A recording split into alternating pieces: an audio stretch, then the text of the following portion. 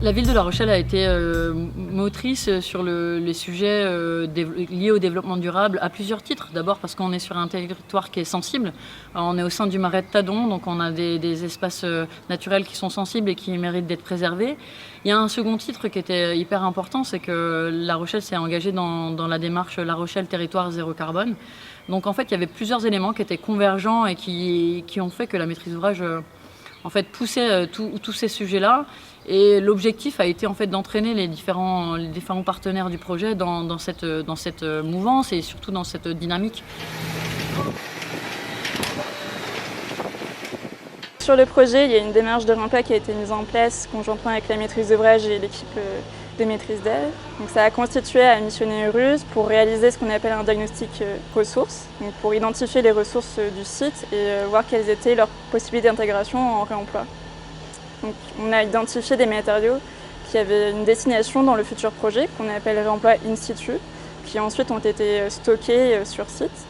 Et on a des matériaux de réemploi ex situ sortants pour lesquels donc, on n'avait pas forcément de destination dans le futur projet et du coup il fallait trouver une destination via des filières locales de réemploi et les donner à ces filières-là.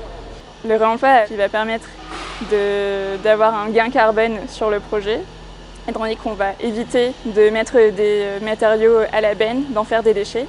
On va aussi donc éviter qu'ils ne soient brûlés et qu'ils rejettent du carbone dans l'atmosphère.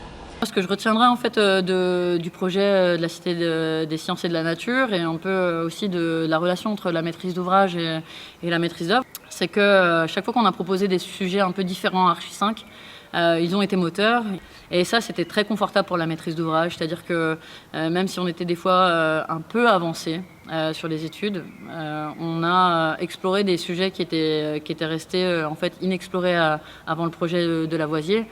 Et ça, je tenais à dire que pour la maîtrise d'ouvrage, ça a été confortable, ça a été même enrichissant. Et puis, en fait, il y a eu vraiment une espèce de consensus autour des sujets et autour du projet. On a le sentiment maintenant qu'on est en réalisation qu'il y a eu une démarche très fédératrice. Et ça, c'est très valorisant et enrichissant en fait pour tous.